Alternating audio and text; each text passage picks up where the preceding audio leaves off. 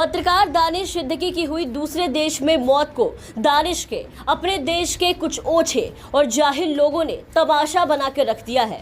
जाहिलों की कुछ जमातों ने होनहार पत्रकार दानिश सिद्दीकी की मौत पर खूब जश्न मनाया है, जो हद से ज्यादा शर्मनाक है। संघी उनसे इसलिए चिढ़ रहे हैं क्योंकि दानिश जैसे पत्रकार ने अपने काम को पूरी कर्मठता से करते हुए सरकार के कई नाकामियों को उजागर किया था। उन तमाम तस्वीरों को अपने कैमरे में कैद कर लोगों के सामने लाने की कोशिश की थी, जिसे लोग करा रहे थे। जिस वक्त लोग मदद की गुहार लगा रहे थे, देश और देशवासी कोरोना से त्राही त्राही कर रहे थे, उनकी बोलती तस्वीरों में हाल में कंधार में एक अफगान सैनिक नाइट टाइम मिशन में लॉकडाउन में शहर छोड़ते कंधे पर बच्चे को बिठाए मजदूर, दिल्ली के एक बड़े कोविड हॉस्पिटल में एक बेड पर ऑक्सीजन सिलेंडर लगाए जिंदगी मौत से संघर्ष करता एक जवान, एक अधेड़ हॉस्पिटल के बाहर पिता के कोविड से मौत के बाद एक भाई बहन लिपटकर फुफक कर रोते हुए दिखाई दिए थे। बच्चों को एक हाथ में लिए नदी पार करते एक समुदाय का एक बुजुर्ग, नदी के तट पर ही जिंदगी से थकी हारी एक रोहिंग्या महिला को जो नाव से म्यांमार बांग्लादेश सीमा पर तट को छू रही है। कोविड ड्यूटी से चूर पीपी किट पहने एक स्वास्थ्यकर्मी की तस्वीर भी दानिश जैसे पत्रकार ने अपने कैमरे में कैद की थी। दिल्ली दंगों में एक मुस्लिम युवा को घेर कर मारते बहुसंख्यक हिंदू समुदाय के लोगों की तस्वीर थी।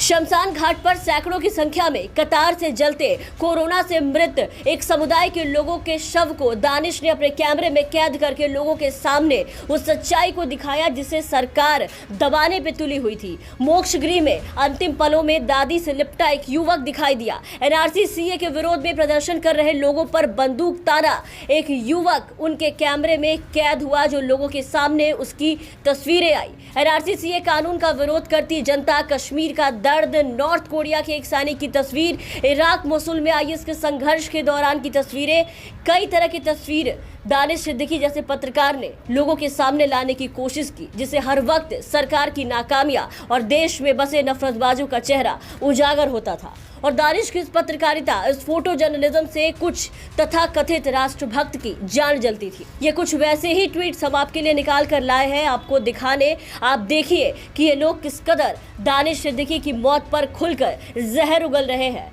फोटो जर्नलिस्ट की मौत पर नफरतियों का जहर देखिए। ये कितने खोखले और कितने जाहिल लोग हैं जो अपने देश के नागरिक एक पत्रकार की हुई दूसरे देश में मौत पर किस कदर खिल्ली उड़ा रहे हैं, किस तरीके से उसका जश्न मना रहे हैं।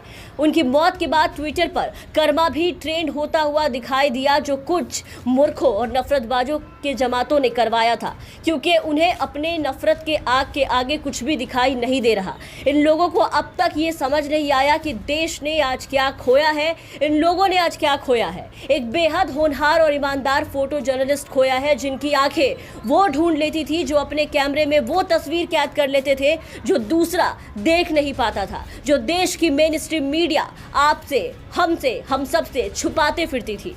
दानिश वो लोगों के सामने लाते थे जिंदा तस्वीरें, बोलती तस्वीरें। लेकिन अब भारत के फोटो जर्नलिस्ट दानिश सिद्दीकी की अफगानिस्तान के हिंसाग्रस्त कंधार में हत्या कर दी गई है। एक पत्रकार अफगानी सुरक्षा बलों और तालिबानियों के बीच हो रही लड़ाई की भेंट चढ़ गया है।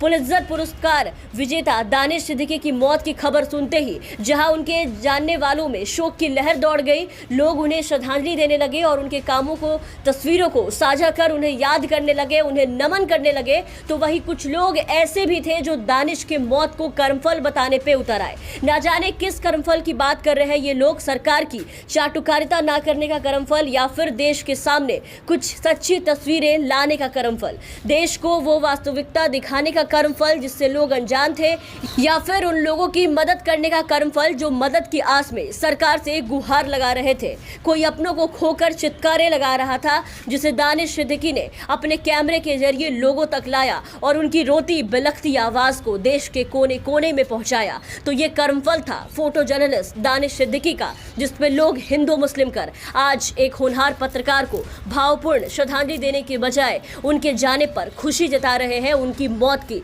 इस तरीके से खुलेआम खिल्ली उड़ा रहे हैं।